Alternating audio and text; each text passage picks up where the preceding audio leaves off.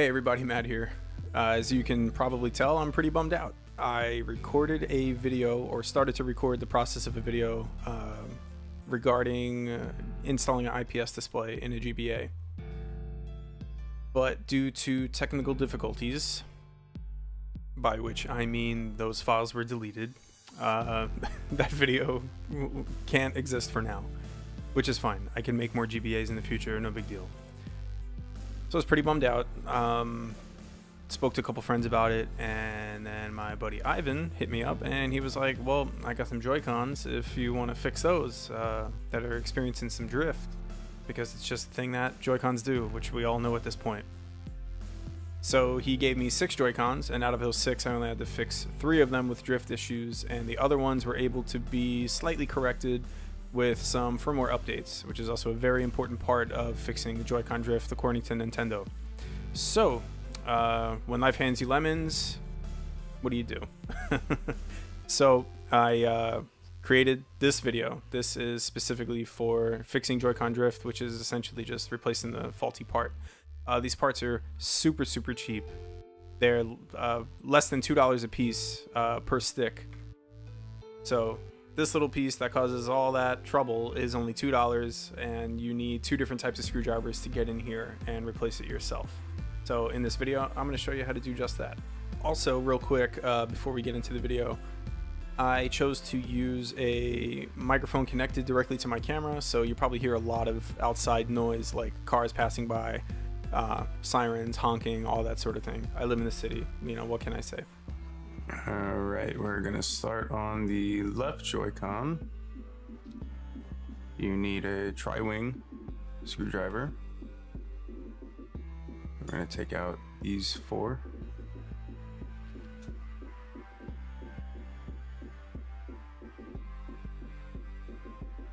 And then you're gonna grab the rail on the side and gently split it from the front of the case and fold it this way like a book. We're going to take the battery out. You could pry the battery up with your fingers or with like a spudger. So it just peels right out. And then unplug it from right here. Pops right out. 3 screws you're going to take out with a Phillips. And that's 1, 2, 3.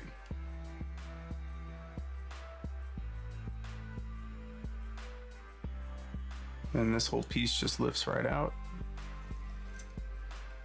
Bend it over, and you're gonna unplug this ribbon right here. Right there.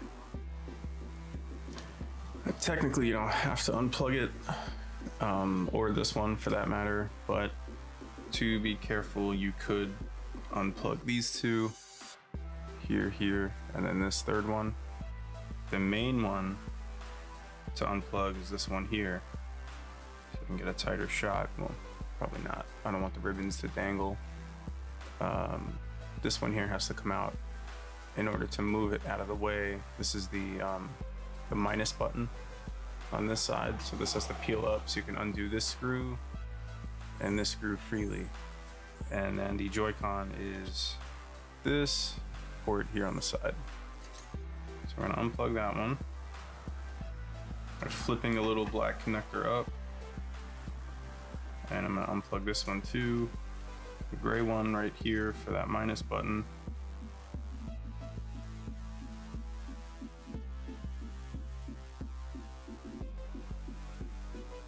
That comes right up like that. We can unscrew it.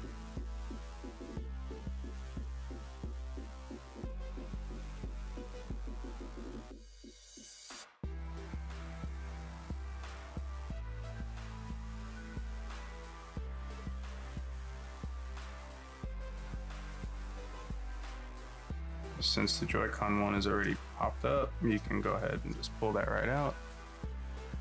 And there you go. So you see the difference here, obviously, other than drift, which I'm not sure if this one had. The entire thumb pad is gone, so I'm just gonna replace it anyway, of course. So the first thing you want to do is plug this ribbon back in. up here.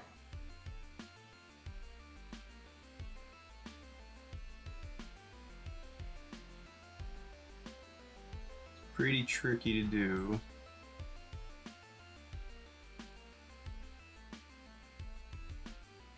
But once it starts to get in there a bit, you can nudge the tab. And by tab, I mean this piece. Come on. This piece here. Once it starts to go in, you can grab the lip of the tab right here with the spudger and kind of push it in gently.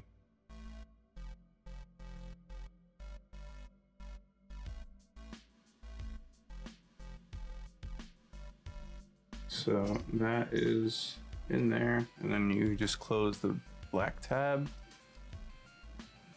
and the stick is back in place. I'm gonna peel this ribbon up.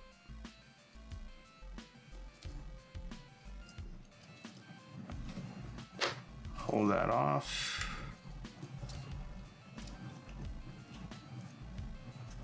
And just push the joystick through, rest it in place, and get your screws.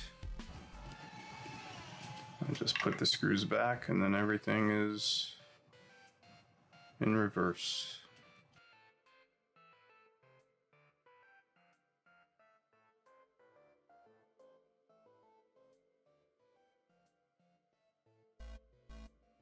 This guy has to go back in, and these little ribbons are tricky. You could use tweezers, but I like to use my fingers. I feel like the tweezers have a higher likelihood of ripping them, but I guess it just depends on how careful you are.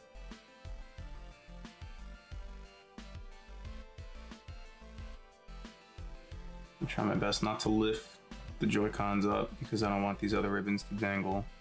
So that's in. I'll just nudge it in. There's two little tabs on the sides of the ribbon that kind of give you some leverage. Push them in. Once that's in, I kind of like to support it with my finger to make sure it stays in there. And then I close that little gray tab right there.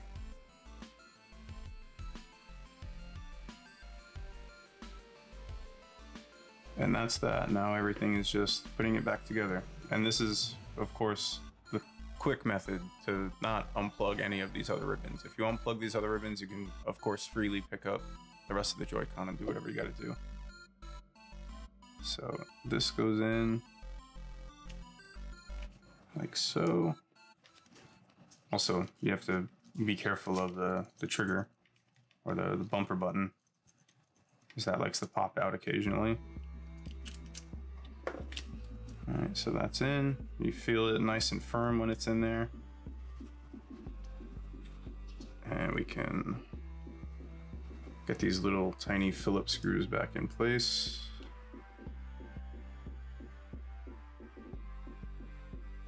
Take your battery. There's really only one way the battery can go. From the direction I have this in, the open end of the battery has to be facing upward. And just take your plastic tool and press it in place. It's a little guide right here for the wire. You're just gonna want the wire to wind up in there before you close everything up. And this little piece again just folds over.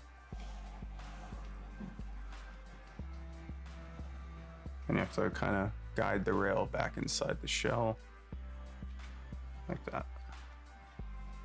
So before screwing it together, I'm gonna plug this into the switch,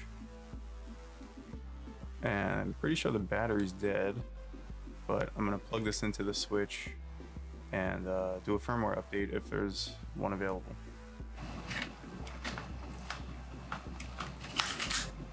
So we're gonna go to System Settings, go down to Controllers, and go to Update Controllers. And that's one firmware update for this Joy-Con. This one should be up to date already. Alright, so after doing the controller update, you're gonna head down to Calibrate Control Sticks and click on this stick that you're working on, and then hit X to calibrate, hit A to calibrate, and then right release, down release, left release, up release, and then a couple times make a big clockwise circle. Says it's done.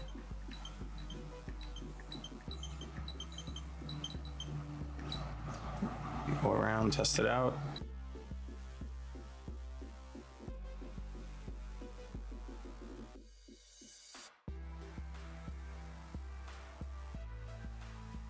Make sure everything around the seam is nice and sealed. Plug it in one more time to check it out.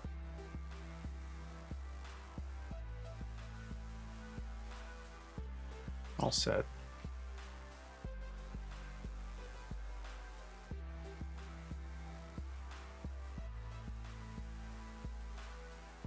This one has a bit more going on, has the IR sensor inside and NFC over here in the front, but we shouldn't really need to go that far in. So we basically do what we just did. Lift up the rail.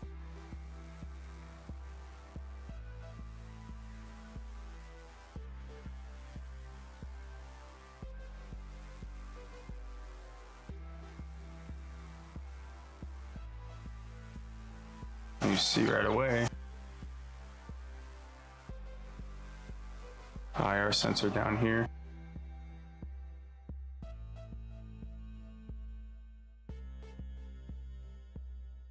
A bit more going on inside this one. Slide this guy out of the way. Take out the battery.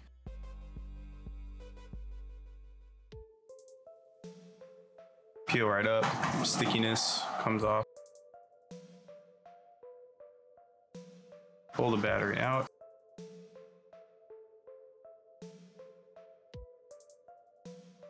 And we have 3 screws again, but they're in slightly different spots. 1, 2, 3. So you can take this piece out and peel it over. But like kind of flip it into itself, if that makes sense. Like fold it in place, like outward like that. You don't have a lot of room to work with. You could unplug it from the port right there and get it out of the way, but that one is probably the hardest ribbon to plug in. The Joy-Con is plugged into the ribbon up here. Sorry if you can't see it too well. I'm gonna take that out.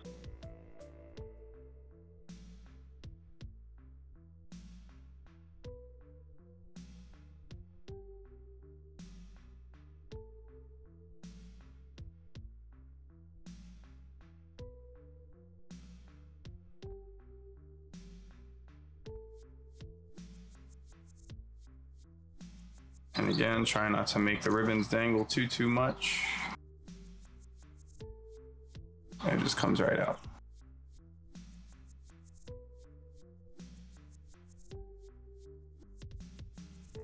Just trying to keep everything nice and low and on the table. All right, the new stick is in. Make sure that this ribbon is flat if possible. The ribbon flat on the board, and then it'll bump up a little bit next to the stick, but that's okay. And this piece will just fold right back out the way that we had it before.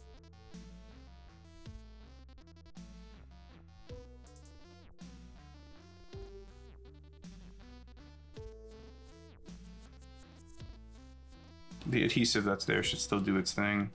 This cord here for the wireless goes right inside here. Little guide for it so it sits in there. So you're gonna want to put that back in there, and the wireless piece here just sits right in this little pocket right there.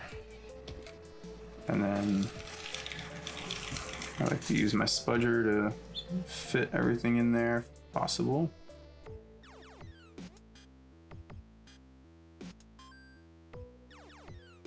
Wireless is in place. If you have the accuracy and the time and the patience, you could tuck it in there, but you gotta keep everything real close as you close it. Just fold it right back over and guide the rail back in the side of the shell. And just like before, we're gonna plug it into the switch. So again, settings, controllers and sensors, update controllers. Every time an OS update comes out for the Switch, chances are a Joy-Con update is with it, but you have to update it manually for some reason. All right, so after that firmware update, I head down to calibrate control sticks, hit A, click the stick.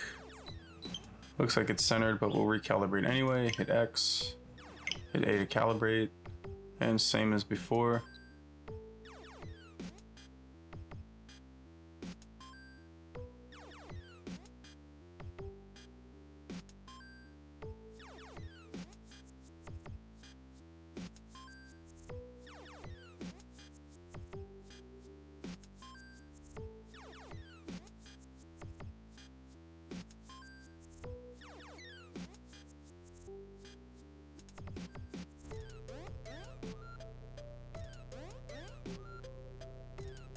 That's it for the Joy-Con install. A little bit of advice if you're thinking about reshelling. As you see, I reshelled mine. I have a clear shell on it, and I also have those metal locks installed on here. If you're considering a reshell, it's probably the best time to do it while you're replacing the Joy-Con stick. But the advice I have is to replace the shell, the stick, and the locks all at the same time. I'll leave links for all these parts down below. You would have to dig a little bit deeper on the right shell to remove the IR sensor on the bottom and the HD rumble and the NFC that also lives in here too. So this one's a little bit more complicated. The left Joy-Con's much easier. I wouldn't say simple, but much easier to tear down. Another cool thing is you can have a D-pad built in, you know, more or less on first-party hardware, which is nice. I also have the Legend of Zelda Hori left Joy-Con, which is stationary Joy-Con, which means you can't use it wirelessly. That's what made me love the idea of having a D-pad on here, aside from you know, having every other Nintendo system that has a regular D-pad. So it's a very natural fit having this on here. These parts are great. I'll leave a link to the shell, the locks, and some Joy-Con sticks below. I typically tend to get my parts directly from China. I'm not in a rush for my parts. Like I said before, they tend to be $2 or less than $2 a pop for the sticks. The shells I got from Amazon is about 15 bucks, and the locks, the metal locks, I got from AliExpress, which is pretty much Amazon of China, more or less. All these parts that you see on Amazon, like the Joy-Con sticks, they got all this stuff directly from China anyway. You're basically cutting out the middleman. You can pay like $4 or $5 for the Joy-Con sticks and get them in a month, or if you want them right away, you can wind up paying like, I don't know, maybe 15 bucks for 2 of them and get them in a day or 2. So you kind of gotta, you know, weigh the cost versus the necessity over, you know, at that point. But that's it for this video. Let me know what you think down below in the comments. Have you replaced your Joy-Con sticks? Have you installed metal locks to prevent it from just sliding out on its own?